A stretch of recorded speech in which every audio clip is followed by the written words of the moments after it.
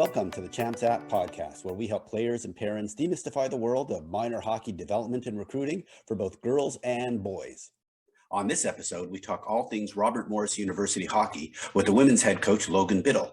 We discuss Logan being part of the first RMU men's team, returning as an assistant coach with the women, the suspending and reinstatement of the women's team, and his recruiting plans. I really enjoyed this conversation with Logan, and I hope you do too. Before we get to our guest, if you enjoyed this episode and want us to keep making more of them, please share it with teammates and friends. You can also subscribe, like, follow, and even better, it would be great if you would leave us a review. Now, let's drop the puck and get to the show. I'm very excited to welcome the head coach of the recently reinstated Robert Morris University women's ice hockey program, Logan Bittle. Hailing from Peoria, Illinois, Logan was an original RMU Colonial men's hockey player for their inaugural season in 2004-2005. After graduation, he played some professional hockey in the ECHL and EPHL before returning to RMU as an assistant coach with the women's team in 2010 and was there for 11 seasons. However, for some logic-defying reasons, which we will discuss in detail, the program was discontinued in May 2021. Since then, Logan played a critical role in helping revive the RMU hockey programs, while at the same time coaching the Pittsburgh Penguin Elites girls 16 and 19 AAA teams. Welcome to the podcast, Logan. Thanks for having me, Ray. It's good to be here. Hey, thank you so much for coming on the podcast before the program has actually, started playing. And before we get into the details about the program and what your plans are, why don't we start off with, like we do all our guests, talking a little bit about your hockey history and how you became such a good hockey player that you were able to play Division I hockey and a little professional hockey as well. Yeah, for sure. I grew up in Peoria, like you mentioned, not exactly a hockey hotbed. Kind of in the middle of the state, you think of Illinois and you think of Chicago and all the hockey that they have up there. I was lucky enough and fortunate enough to have some great coaches through my minor hockey ranks in Peoria that kind of pushed the envelope for us and kind of guided us to compete with those teams in Chicago. And so I played there my entire life, all the way through midget. I never actually played AAA hockey. I played AA hockey all the way through midget, and then played about a half a year of junior B hockey in Peoria. They have a junior B team there. And then I was in the North American League after that from ages 16 to 20. And before you get to your junior, I'm very curious about this then. Yeah. So you only played AA hockey and just a little bit of AAA in midget. What made you so good up until that point that you were even considered for junior hockey? I was fortunate enough to have, there's a pro hockey team in Peoria, and at the time they were in the IHL, and the head coach of that team was Paul McLean, and he went on to coach in the NHL, and so he was out in Anaheim as an assistant, and so he was the coach there, and I was able to play with his son, and he basically gave the advice that says if you're good enough, somebody's going to find you, and that kind of kept me from necessarily driving to Chicago 3 times a week, which is about a 3-hour drive for practice. I said, you know what, I'm going to stay. I enjoy it here. I'm developing here. And so I was able to do that. And then, I was able to get invited to a couple of junior A camps out of AA hockey. And I guess I did well enough there to be able to advance. And you talk specifically about your development. So who are the coaches that were helping you develop so well? Because, if you're most people would think that AA coaches aren't as good as AAA coaches just because there's an extra or one less letter on it. So sure. Was Paul McLean coaching you? Like, who was coaching you that made you, got your skill level to that level that you needed? So Paul was pretty busy with his day job, but Joe Olson is the guy who really pushed me and me and his son. His son came with me to Robert Morris as well, so we got to play minor hockey all the way up together, and he really pushed us. And then in the summer times, we'd have skates that the pro guys that were playing in Peoria would stick around in the summer and run skates, and we were fortunate enough to be able to get on the ice with them from the time we were about 13 or 14 on, and that really pushed the envelope for us and kind of let us see that there was something outside of Peoria, right? That these people were coming into Peoria, they were playing there, but they kind of brought their backgrounds to us on the ice, and so very fortunate to have that opportunity. And like I said, it's a different path. It's not exactly the traditional path of AAA, junior, college, but it worked for me, and I'm very grateful for all the coaches that pushed me there. Gotcha. And I saw you played 3 years in the NHL for three different teams. But the one thing which I did see when I looked at your stats was you clearly got better every year. And your last year before going to Robert Morris was clearly a phenomenal year. Let's talk about those 3 years of playing junior. Yeah. So I halfway through my first year of junior, when it was junior B, I got called up to the North American League. I think that was 2001. And I played one game and then went back to my junior B team and broke my ankle. I was back up there for, I think, 7 or 8 games towards the end of the season. And then moved to St. Louis. It would have been my senior year of high school, and was about 8 weeks into the season and got traded, which at the time, I didn't even think you could get traded when you were in high school, but I did. And so what ultimately ended up happening is I kind of declined that trade to go down to Texas because I was going to have to take another year of high school, and I wasn't really keen on doing that. I was ready to kind of get going, and I was fortunate enough to get picked up in Danville, and I played 2 seasons there, and had some success. And then when Danville moved on to the USHL, I was an overage as a 20-year-old. So they can only keep a couple of those kids on their roster per the rules. So I got put into a dispersal draft and was very fortunate to get picked up by the Sioux Indians and Joe Sean, who's now at Michigan Tech as their head coach. And he gave me a lot of opportunity, and I had some tremendous teammates that really I kind of credit them with the success that I had in that season. So so it was kind of a wild journey, but I got to see a lot of the country, and kind of started out close to home and ended up about as far away as I could in that league. So it was good, but it gave me that opportunity that, ultimately got me to Robert Morris. All right, so let's talk about Robert Morris. We're going to obviously spend almost the entire remainder of the podcast talking about Robert Morris University. So talk about the recruiting process, how they found you, and then what your decision-making was to go there. Yeah, so the head coach, Derek Schooley, who's still here, still the head coach. I actually this is a funny story. He tells it all the time, but he used to work at Huron Hockey Schools, which was kind of Midwest based. And so when I was probably 10, 11 years old, he was just finishing up college. He actually came to Peoria and was part of running that camp. So funny story, long story short, he ended up seeing me playing junior hockey, and he actually recruited my buddy Joey, who I mentioned earlier, a season before the program started, to kind of come out and be his first recruit and kind of show people around it.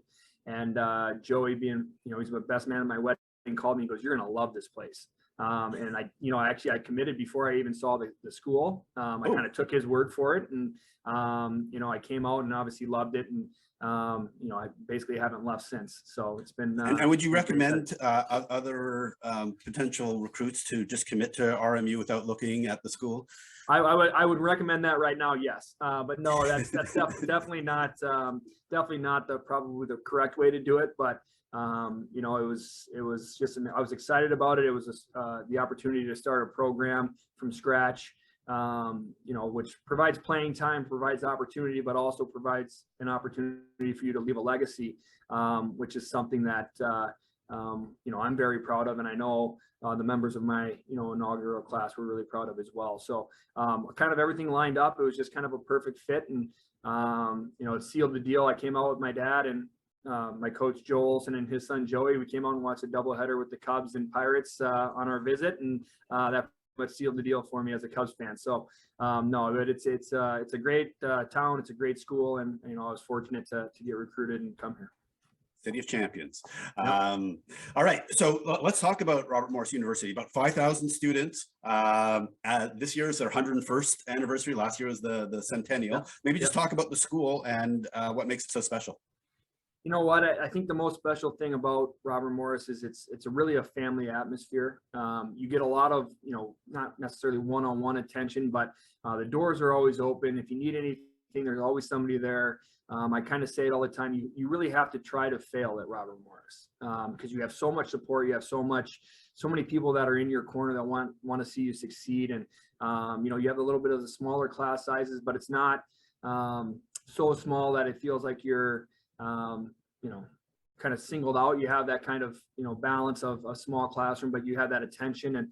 And the really nice part about it too is the campus being 15 minutes from downtown Pittsburgh. The daily life is really simple, right? The daily life is very easygoing, suburban, very safe, all of that. And then you have the ability to get into the city and basically explore and spread your wings. It's from the sporting events to the culture to the art to all the stuff that Pittsburgh has to offer. It's really kind of that perfect mix. And a lot of technology as well, because I know thanks to Carnegie Mellon, there's self-driving cars and things like that going on in Pittsburgh these days. Wild, That's wild stuff. That's wild stuff. Yeah. All right, and so you were part of the founding team, and I'm sure setting the culture and creating a certain way of playing was important in those first few years. Maybe talk about that, what the coach was trying to do and what you as players and leaders were trying to do for instituting kind of a legacy for the program. Yeah, I mean, I think the biggest piece for us was creating that kind of culture on campus more so, and kind of developing those relationships with the other students, with the professors, with the administration, things like that, to kind of and the community in general. And just kind of being good ambassadors for the university. Hockey wise, we weren't the best. We were a startup team, our first couple of years, even though we did win our first game ever. And in our junior year, we were in our championship game to go to the NCAA tournament. We lost in overtime. We had a 4-0 lead and lost 5-4 in overtime. Ouch. And that's, we're still not over that one. But basically, you could kind of see the stepping stones and the milestones that we were building. And maybe at the time you didn't necessarily realize it, but I was fortunate enough to be able to come back and coach, and be able to keep an eye on the men's program and kind of see it day to day. And was lucky enough to be there when they finally did win their first conference championship and go to the NCAA tournament. And thinking back on kind of all the stuff that we did to kind of get that thing started, and was a pretty emotional moment, to be honest. It was exciting, and I was excited for the coaching staffs and the players, but even the guys that started the program, like it takes a lot to kind of say, I want to be a part of that. And to see this success that this program has had since then is amazing. And it's because of everybody that decided to come and start that program. So it's something to be proud of for sure. Looking back on those 4 years where you were part of the inaugural team and that graduated, the first graduating class, what would you do differently? That's a great question. I probably would have taken it a little bit more seriously, to be honest with you. And I have this conversation with my athletes all the time is, at the time, it's kind of just your life, right? I have always played hockey. I'm going to school, I'm playing hockey, whatever. But I think it goes by so fast, and coaches say that all the time. And, as 18, 19, 20-year-olds, you think, you're kind of crazy, right? It's 4 years. It's going to take forever. And, I think the first couple of years, I just kind of thought of it as just another season and all that. And then when it starts winding down a little bit, you go, wait a minute, like I'm running out of time here. And so those last couple of years, you really start to take things more seriously and kind of, put everything that you have into it. And the thing that I tell my athletes all the time is don't have any regrets when you leave, right? Sometimes you get caught up in a lot of stuff that maybe you can't control or things that maybe aren't really that important. They seem really important at the time, but really aren't that important. So really just to kind of soak it in and take it all in, because it does go so fast. And I think that's probably the one thing. It's like, don't leave anything on the table, right? And I think I probably left a little bit on the table, which is a regret that I have. But I'm trying to pass that along to my athletes to say, don't have those same regrets. Come in every day and enjoy it, because it goes fast and then it's done. It's great that you can then take the lessons that you learned from it and then make sure other folks can learn from your mistakes or your regrets, so to speak. All right, so you were able to play a little bit of professional hockey after graduation. Tell us about your period of time in between leaving RMU and then going back to RMU. We'll talk about that after. Yeah, for sure. I wanted to play. I wanted to kind of kick the tires and see what I could do with it. And so I actually signed in the Central League, which no longer exists. I was out in Colorado and with the Eagles, who are now in the AHL. But that was an amazing experience. Probably one of the best run minor league hockey franchises that you'll find. I was there for a few weeks and got released right before the home opener. Actually, they got a guy back from Europe, and I was one of only 2 rookies on the team, and they were like, see you later. I was like, okay, thanks for the opportunity. And wasn't really sure what I was going to do. And, ended up in the EPHL, which is pretty much now the federal league, or I'm not really sure what that name is, but it was okay hockey. It was a way to get paid a little bit of money to play, and I had a lot of fun for sure. And then got the opportunity to get called up to the ECHL for the last quarter of the season, and spent the time in Dayton there, and really enjoyed it. And was going to play another year, and then kind of got the opportunity to get back behind the bench at Robert Morris, and decided I wanted to do that instead. So, all right. So before we get into your decision to become a coach, looking back on the coaches that you had throughout all of your entire playing days, from mites or just lacing on the skates all the way through professional hockey, who was your favorite coach and why? Well, I think I have to say Derek Schooley, since my office is right next to him now, right? But you don't have to. No, yeah. No, but you know what? I was fortunate enough to have a lot of great coaches, and I learned a lot. And I think one of the things that I kind of always knew I wanted to get into coaching, so I think I took a little bit from each and every one of them.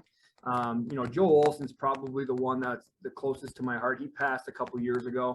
And they named a rink after him in Central Illinois. I mean, he touched a lot of people's lives, and he was very special to me. But I think I took a little bit from each and every one of my coaches. And one thing I'm definitely leaning on now with Derek being here is he's done this before. He's started a program, and so his knowledge and his ability to do something and be so successful at it, I'm very excited to kind of lean on him and learn from him. All right. So now, given all that, why did you decide to become a coach? Obviously, you saw where you were going with your professional career, but what was the opportunity in coaching that appealed more to you? Yep. I like I mentioned earlier, I had so many wonderful coaches that kind of affected my life and drove my life in a good direction. And it's something that I wanted to be able to do as well. And I was lucky enough to have the opportunity to work some summer camps at Robert Morris and get to know the coaching staff from the women's side a little bit better. And he was actually, Nate Handerhan at the time was actually at one point the assistant for the men's team. So I got to know him well. And once I kind of decided hockey, playing was done, I gave him a shout, and he said, we'd love to have you, but we only have a volunteer spot available. Are you willing to do it? And I said, yep, I'm in, let's go. And that turned in that year to, a little bit of pay, but basically just enough to survive. And, working like that and not making any money, and kind of makes you really realize if you want to do it or not. And I fell in love with it right away, and it was great to be back at RMU and in Pittsburgh, but just kind of the day-to-day of getting to know and watching these players grow into great young women. And that was something that I was, very passionate about and wanted to continue with. And why did you end up on the women's side of things and staying with the women's side of things instead of the men? You know what? I got my start with the women, and people have asked me in the past if you ever thought about going over to the men's side of things, and I say no. I say I absolutely love, number one, the women listen. The guys don't necessarily listen to all the time, but they're just special people, and I really, really enjoy it. And I love coming to the rink every day, working with just wonderful young female athletes. And was there any other connection on the women's team or the staff that you may have known pretty well? I've known their staff really well. Like I said, working camps with them in the summer. Obviously, at the time, I knew a lot of the girls when I was at school. I knew a lot of the athletes as well. Hockey people tend to run in bunches, so the men's team and the women's team are great friends and got along great. But that's really kind of how I got into it, was just kind of those summer camps with Nate, and he had coached me, and we had conversations about me wanting to get into coaching and all of that. So I was fortunate enough that there was a spot available, and sometimes you just got to jump at it when there's something to go after, right? Yeah. And was there a former goalie from the RMU team that from the women's team that also brought you back to Pittsburgh? Well, you know what? We were just buddies in college, so it was kind of, I guess, a fortunate result of me coming back. But yeah, we were always just really good friends in college. And Can you let folks know who we're talking about? yeah, my wife, Brianne McLaughlin, she played on the women's team at RMU, was on the Olympic team in 2010 and 14. And, is kind of with the national program as well as their goalie coach now is also. So, yep. So we were able to kind of reconnect back after college. And now we have two wonderful boys, been married for 8 years now, 7, 8 years. So it's been a wild ride, but she's probably the only person that likes RMU women's hockey as much as I do. That's awesome. That's awesome. All right. Well, we'll talk about your coaching years. You started off as an assistant coach. You then became an associate coach. Paul Colantino came in as head coach. Talk about, your 10 or 11 years and the success of the program during that period of time. Yeah, for sure. The first year it was 2010, 11. So we were still only 5 or 6 years into the program. And like I mentioned, Nate Handerhan and Scott Spencer, who's now at Mercier as an assistant, did a great job of kind of building that foundation. And then, Nate went on to Ohio State, and Paul came in, and I was very fortunate that he decided to keep me on board. I mean, new coach comes in, he doesn't necessarily have to do that. And, I developed a great relationship, a great friendship, he was a great mentor for me. He's a fantastic coach, a fantastic human being. And so I was able to work under him for 10 years. And, we obviously went from my first year at RMU, we had 5 wins. And to the next season, we had 19. I think it's one of the biggest turnarounds in Division I hockey history, just in that 1 year. And, basically from 2012 on, we've been kind of just, right around that top 10 in the country and competing for regular season championships, playoff championships, all that. So let's talk just about that 1 year where you went from 5 wins to 19 wins. What made the difference there? You'd like to say coaching, but it was, the girls were fantastic. And like I said, the foundation was there, and it was kind of ready to be, kind of unleashed. And, we had a couple really top end players, and we just built a culture of how we wanted to play the game. And we were tough to play against. We certainly weren't the most skilled, but we found ways to win games with good goaltending, heart and guts, blocking shots. In the championship game that first year, we won the CHA championship. I think we blocked 55 shots, something like that. I mean, it was insane. But, you had people that were there for the right reasons, and you had people that were bought in. And, that was kind of something that first season, or I guess it'd be my second season, but that championship season kind of, built that foundation and set the tone for how Robert Morris needed to play. Gotcha. And let's just talk about the 2021 season. Pretty good year. You ended up, your final game was against the runner-up for the national championship. So talk about your last year, because you kind of pretty good note to end the season on, especially during a COVID year. Yeah, no, it was a different year for sure. But one of the things I'm most proud of the girls is they did what they had to do to, number one, get through the season. But number two, stuck together in a way that, it maybe wasn't our most successful season in the regular season, because we had just previously won 3 regular season championships. And I think we finished third in the, it was kind of a goofy standings with, mismatch of games and point percentages and things like that. But we finished third, and, it ended up being something where we had to kind of battle our way, into the championship game, and we were able to do so. And, this is a crazy story, but we actually had to play 3 games. We had to play the quarters, semis, and finals, and we played 3 goalies in 3 nights and won the championship. Oh, wow. So yeah. That was pretty incredible stuff.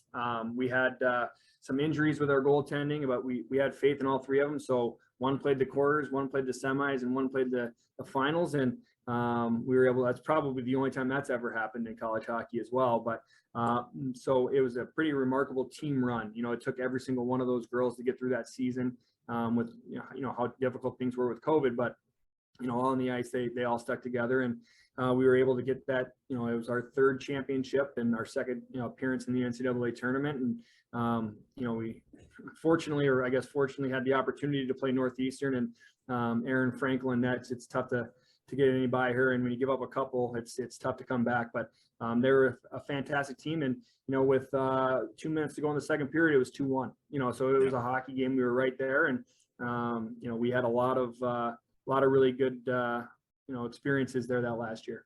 Yeah, Aaron Frankel, 100 wins, I think this Not past bad. weekend. So yeah, that's pretty good goalie. Yeah. All right, and so you go from having basically one of your best seasons ever to May 26th.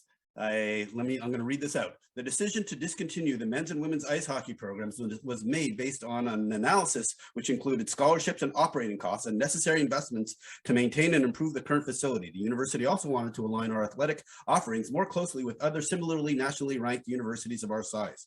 Word salad for we don't want hockey.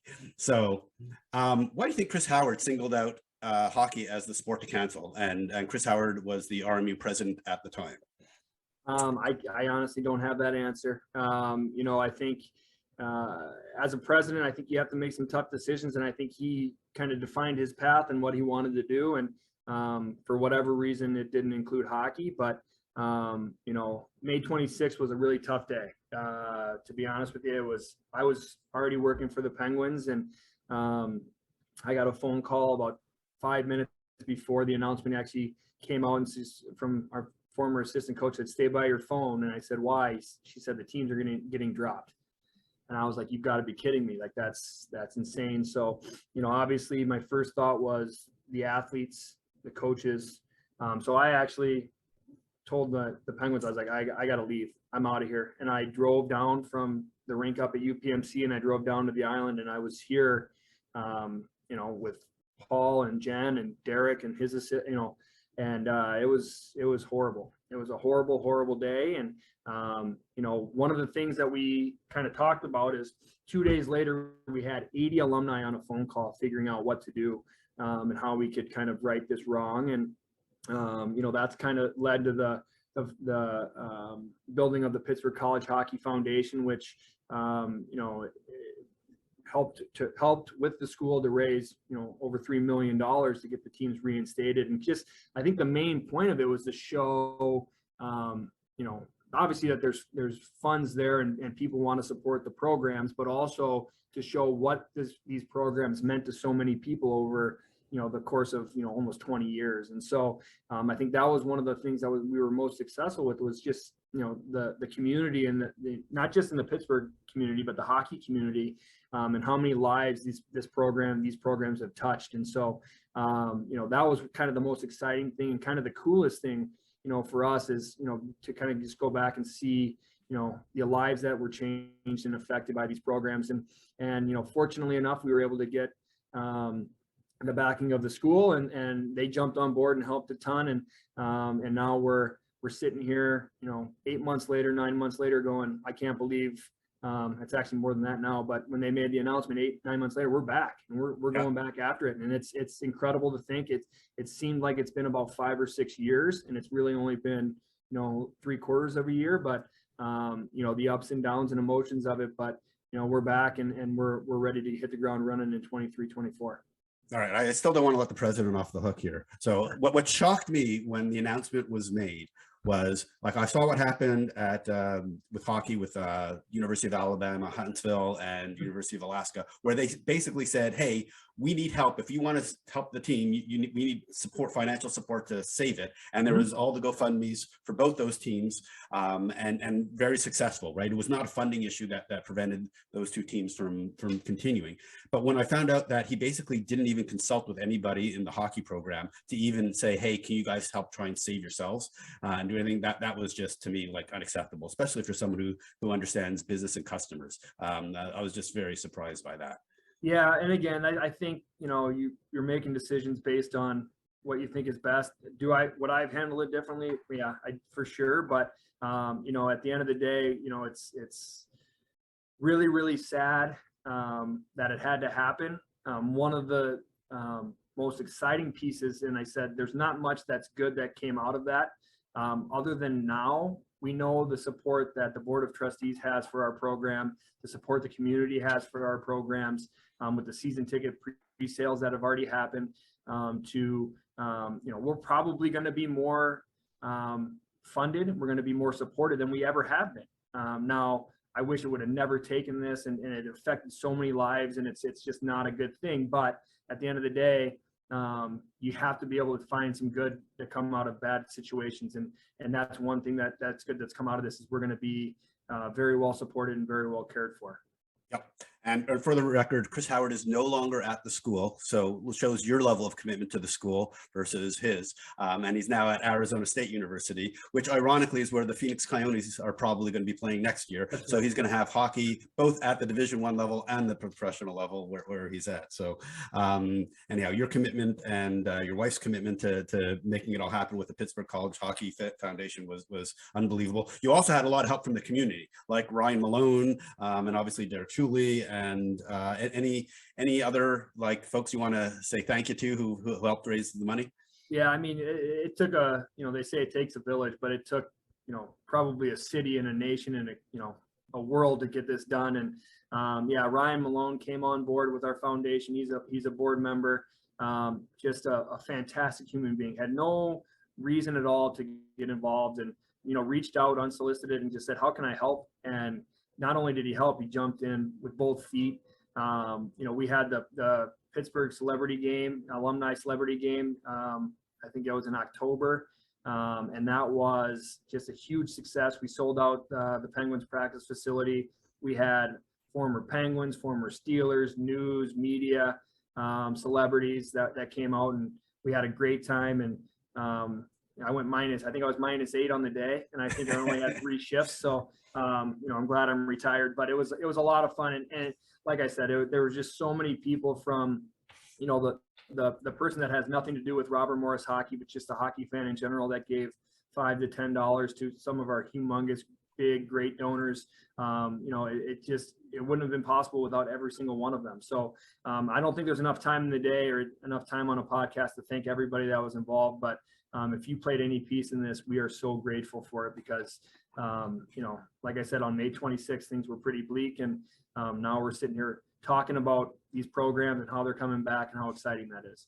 Great. So one of the challenges, unfortunately, is that you had a team that was already there. A few of the players were graduating after the 2021 season, but I did research where most of them went. Unfortunately, they had to go find new homes. So I saw about half went to other D1 schools, and they've had some pretty good years. Yep. About a quarter graduated, a few went D3, and then a few went to U Sport, to the Canadian University League. What was that like? And especially, what about those who were supposed to be coming in as freshmen? What were you able to do as a staff to help them find new homes? Yeah, so that was probably the after the shock of, hey, there's not going to be RMU hockey anymore, it goes to, how can we help these women find places to play? They thought their lives were set for the next, 4 or 5 years, whatever it might be. And to have that taken away is pretty tough for anybody, let alone somebody who may be 17, 18, 19 years old. So the next few weeks, basically, I know the staff that was at Robert Morris, and even me, not even working at Robert Morris anymore, but just, caring for these girls and trying to find them homes. We were on the phone with college coaches, answering any questions that they may have, talking about where they might be a good fit, talking to the girls and making sure that they were going to somewhere where they would be successful. So that was probably the first month or two for sure. And it really didn't stop. It kept going all the way up until almost the season started, of just trying to find a home for these kids, because, you sit down and you sit with a family and you sit down with a kid when you're talking and recruiting them, you're making a promise that you're going to care for these kids for the next 4 or 5 years. And when something like that happens that you have no control over, it's very difficult. And, you kind of that Papa Bear mentality comes in and says, I need to help, find this kid a home. And fortunately enough, the majority of them were able to find places to continue playing if they wanted to. Yeah. Gotcha. All right. So December 17th. That was the big announcement saying the return of the program. Maybe just talk about why you decided to return in 2023 versus 2022. I know you've answered this before, but maybe folks haven't heard that yet. And then we'll just talk about what the investment is going to look like in terms of facilities and building the team. Yep. So the 2023, as opposed to this coming year, is really to help build the team. To build a team in 6 months, 7 months, by the time these kids need to come on campus, would have put us at a pretty big competitive disadvantage. So they wanted to allow the coaches to build a team that's going to be competitive and get back to the winning ways that we're accustomed to at RMU. Also, it allows us to continue with our fundraising and continue building those things, and getting out in the community and doing kind of that grassroots work that we did to get the programs back. And so that's kind of the main reasons for that. If it was up to me and I had it the way I would, we'd have a team already. We'd be playing right now in the playoffs, right? But obviously that's not how the world works, and we have to be able to get quality student athletes and quality people into these programs, and you can't do that in a couple months. So that extra year really buys the coaching staff time to do their due diligence, get to know these athletes, making sure they're bringing in good people on top of good athletes as well. So I think that's the main point. And you mentioned kind of like facilities and funding. Like I mentioned, with the Board of Trustees support and the fundraising that we've already done and will continue to do, we're really excited to say that we're going to be funded just as good, if not better, than we have ever been. And that's exciting, because we were funded very well. We were very well taken care of. And to think that might even get better, that's fantastic. And, as far as facilities goes, we have a great, you got the background there. It's a great facility, the Island Sports Center. And we're working, I know there's some different stuff going on behind the scenes that, maybe it's a new rink, maybe it's, the Penguins rink, who knows? But right now, home is going to be the Island Sports Center. And I know there's a lot of stuff going on behind the scenes that's even over my head that, hopefully something comes up. But if we play at the Island Sports Center for the next 20 years, we'll make it home just like we did for the last 20. And it's a spectacular place to play. Gotcha. So I'm curious, have you spoken to any other coaches who have, started new programs like Tara Watchorn or Katie LaChapelle, or, Joel Johnson, or maybe even Greg Powers at Arizona State University? Yeah. I actually talked to Greg quite a bit. His daughter was on the U14 Penguins team. Okay. So we got connected through that, but we've talked with him quite a bit. I obviously talked with Derek Schooley here. He started that back in 2004 or 5.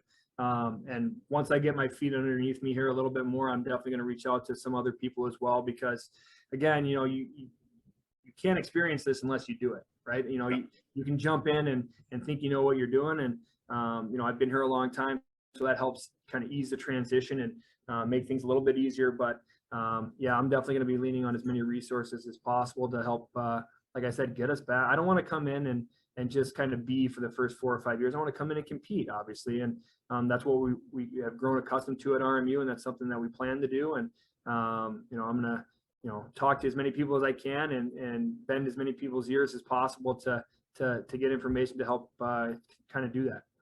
All right, so now let's get into the most important question, which is roster construction. All right, so are you thinking that you want to have like builds over 4 years and get better each year and then kind of peak, with your seniors? Or do you want to come in and start winning right away by kind of having a more veteran group by bringing in, either players that have already been around for 2 or 3 years playing high level of D3, other D1 teams and things like that, transfers, especially with the extra year, thanks to COVID for a lot of players. What are you thinking about what's your strategy for roster construction? Yeah, I mean, I think it's a delicate balance, really. You have to, really the most important thing is finding great people, finding people that are committed to what we're trying to do. And that is building a program, not from scratch because we have the history, but building a program. And then, balancing out, the balancing act is really just kind of, you can't have 24 freshmen that graduate every 4 years and then all of a sudden you're starting over again, right? So kind of trying to balance those classes out as best as possible. And, that'll be, some incoming players, that'll be maybe some transfers or kids that, go on the transfer portal. There's a lot of different ways for that to happen. But, I think it's going to be a definite juggling act, but something that I'm excited to do. It's you get to play general manager, right? Like normally in college, you just go recruit a little bit and you fill in, 1 or 2 spots. You have 24 spots to fill. So, I'm excited for the challenge and can't wait to get going. All right. So once again, from a recruiting perspective, where are you at with filling out your staff? Yep. So the plan is to kind of get that ball rolling here in the next few weeks. We'll be back to having a full hockey operations staff, which is exciting. Again, like I said, some people's questions are, the program starting back up again, is it going to be bare bones? Is it going to be, 1 head coach and 1 assistant and that's it? But we will have 2 full-time assistants. We will have a director of hockey operations. We'll have a volunteer coach just like we always have. So that's really, really exciting. That ball will get rolling here in the next few weeks, and hopefully have something midsummer that for one assistant coach, and then maybe another one to start next year. And then once the team's here and we're full go, we'll have the full complement of coaches and support staff. All right. Now I always need to ask a goalie question. Will you have a goalie coach? My wife's a pretty good one. She always likes to hop on the ice and, to be a volunteer coach. Obviously she doesn't have the time anymore to put in what a full-time coach would do, but to be a volunteer goalie coach, I think I know a pretty good one that's pretty close to the program. So Gotcha. And I'm assuming you're going to go back into the CHA conference because they need a 6th team. Is that correct? And that's the plan. That's the hope. We're still in the process of applying for readmission and all that stuff. I, like you mentioned, us being the 6th team, I would fully expect that to happen. But then that comes down to a vote of the directors and things like that. But that is the plan, and we're hoping to know more about that relatively soon here. Okay. And you can sign players now for 2023, or at least get commits. Is that correct? Yep. So that's, just like anybody else, after their junior year, you are able to do all of that stuff, and again, for either next year or the following year, both. So, so we're back just like any other school that's currently playing. Yep. Okay. So there's a whole bunch of players who are graduating in 2023 looking for a D1 school to play at. How come I haven't seen any names yet announced for Robert Morris University? I started last week, so it's a little quick. I know I'm already behind the 8 ball, but it's me, for myself, just personally, getting back out and watching these athletes, right? Because it was a difficult time, and this is not just for me, but for everybody the last 2 years with COVID, and not really being able to get out into the rinks and actually see games being played. So that kind of took a hit. And then obviously this past year I was coaching 2 teams, and coaching the Pittsburgh Penguins Elite 16 and 19 Triple A teams, as I mentioned earlier. Keep going. Yeah. And basically it's, how do you watch other, number one, I wasn't even focused on watching other teams, but how do you, when you're coaching 5 games in a day, it gets a little difficult to watch other players, right? So, that's kind of my goal here in the near future, is to kind of get back out and kind of get eyes on as many players as possible, and kind of see what's out there for that 2023 class. Gotcha. And what events do you plan on going out to this spring and summer? As many as I possibly can, to be honest with you. There's a ton. Obviously, there's a little bit of a lull right now, leading up into nationals. Nationals being in Pittsburgh is fantastic, so it's easy for us, right? So that's great. But as many as I can. I don't know if I'm allowed to actually say specifically what I'm going to be at, so I'll kind of leave it at that. But probably some USA Hockey events on top of the showcases. Yeah, of course. All the USA Hockey events are, those are pretty generally attended. So, I'm just excited to get back on the road and put on my recruiting boots and get to work. And are you planning to hold any events like camps in Pittsburgh for folks? Not right now, not for this coming summer. Hopefully the plan would be to do something in the following summers after this one coming up. But we just got a lot of stuff here that we're taking care of. But that is something that is on the docket, hopefully for leading into the 23 season. Something that we're going to do for sure. All right. And so what are you looking for in terms of the type of player you're looking for, especially, as a team that's restarting, right? Like you're going to probably be looking for some of the characteristics that you had when you started with the program in their inaugural season. That's exactly right. Again, it's going to be first and foremost a good human being, and that's kind of been our motto here since I've been here, is you have to be a good human first. If you're not, it doesn't really matter how good you are. Life's too short to surround yourself with bad people. That's something we kind of always say, and we want to come into the rink a fun experience, a great experience, where everybody's kind of pulling the rope in the right direction, in the same direction. And when you have bad people, that doesn't work. So number one, first and foremost, great human beings. And then obviously, there's that certain level of skill. You need to be able to skate the game. You need to be able to compete the game. You need to be able to think the game. All things that you kind of see as you get out on the road and watch these players play. So super, super excited to kind of start molding that and building that and getting to know different people and different recruits and kind of seeing if they fit that mold, right? And is there a certain style of play that you're looking for? I was on a call last night with some very well-known coaches, and they were talking about the Women's Olympics, and they were talking about how the Czech team, the Czech team, played a completely different style than the U.S. and American team, and that was the more forward-thinking way of playing. Are you thinking about what kind of style of play you're looking for? Yeah, we're definitely going to be a fast-paced team that's very, very difficult to play in our defensive zone. That's kind of been the bedrock of success that we've always had. Again, like I mentioned, the 2012 championship where 50 some odd block shots, that's a different mindset. Those are the type of people that you need. And so kind of that mix of that blue collar mentality, that work ethic with some high level skilled kids as well. And when you can combine that, you have a pretty good mixture. And, I want to play with pace. I want to play with skill kind of in the offensive zone. That's when you get to think outside the box, right? You win your zones in the defensive zone, the neutral zone, you get into that offensive zone, and that's when you let the tricks kind of out of the box and out of the bag and have a little bit of fun with it. And if you can kind of combine those two things, I think you have a lot of success. So that's kind of the style we're looking to play. Very gritty in the defensive zone, very creative and kind of outside the box in the offensive zone. Awesome. Good. Looking forward to seeing you play in the fall of next year. In the meantime, what is it that players who like what they're hearing from you right now can do to kind of hold their hand up and say, hey, consider me? Do you have stuff on your website? What's the best way to reach out? Yep. All my information's on the website. I think the biggest advice that I can give to, anybody at that age range, and it's the same advice I was giving to the Penn's Elite girls when I was coaching them, is send an email, give your information, potentially if you have video, include video, but make sure it's coming from you, the player, and not the parent.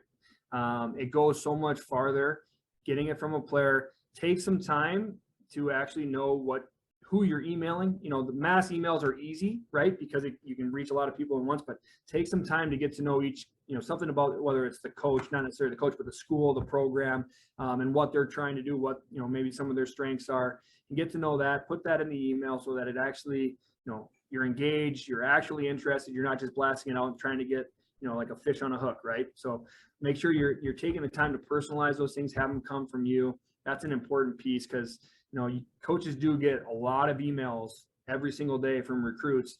And if it's coming from a parent, if it's coming from somebody else that's not, necessarily your coach, but maybe just, a parent or somebody else, coaches don't really have time to read all those, and they want to really get to know the person that they're dealing with. And that's the student athlete. So that's the biggest advice that I can give to kids that are going through that right now.